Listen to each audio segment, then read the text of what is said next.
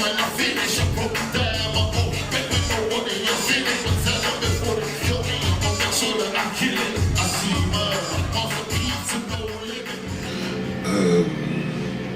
I've been making music since 2005, so that's 7 years now. Wow. I got into music 2004, but that was just like on the admin and business side of things initially. And then just from being in the studio, I called the bug, so that was it.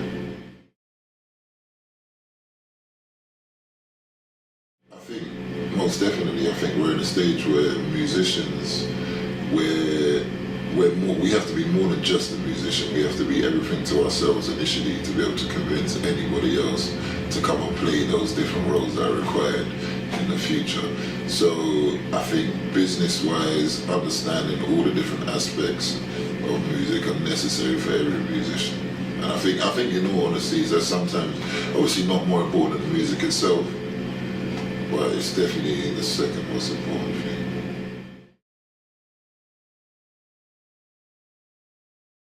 When I'm writing music, I prefer to have the beat there first, because I think that conveys, that triggers an emotion, and I think it's an emotion that would be common for most people if they heard the beat on its own without the lyrics.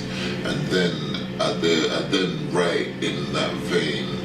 But I'm weird, like I don't really like being in the studio, full stop, and then I hate being in the studio having to write. It feels like homework, it feels like the producer's waiting for you and everyone's waiting for you, and it's like that pressure. I prefer just to be in my car driving, listening to music and bringing it all together in my head.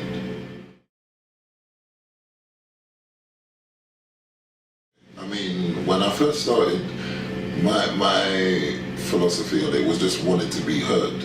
So at the time, YouTube wasn't like a massive thing.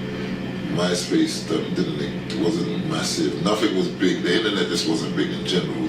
It was big, obviously, but it wasn't as powerful as it is now. So at that time, it was literally a case of us buying machines and burning CDs ourselves and giving them away. So over the first, I've never really sold music up until even now. I've always, like, only now do I have music for free, and then concurrently it's available on iTunes, so that wherever you find it, you get it and everyone's happy.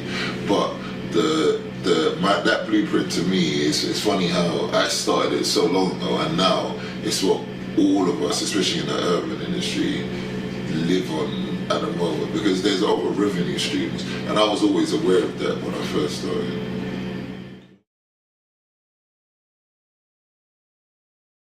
I mean, yeah, I'm from South London, born and raised there. Well, not born there, born in Nigeria, but raised there. Felt like I was born there. I was there since a kid. But musically, no, there's that divide isn't there anymore. It probably was never there. But being a South London artist, and then with East London having such a grip on the urban scene at the time through grime and stuff, a lot of us maybe felt like this thing existed, they didn't like us, we weren't being brought in and all of this stuff. But now, the internet's just blown the doors wide open now. It's open season for anybody, and I think we're going to start seeing people forget about London in general. There's going to be people from Manchester, Newcastle, Liverpool. There's going to be all of those MCs making a name for themselves. I mean, artists already do that because there's not that stigma. But now, when it comes to the urban scene, London has a real chokehold and everything. But I can feel it getting wider and a lot more of cities, towns, etc. getting a look.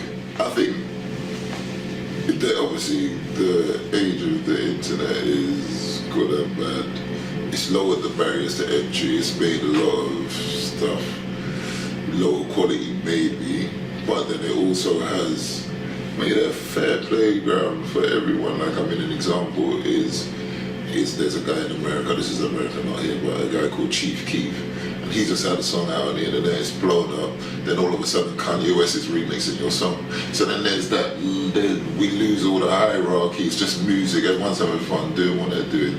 And then obviously there's still hierarchy in terms of he's not Kanye West, but those barriers before aren't there. So It's good.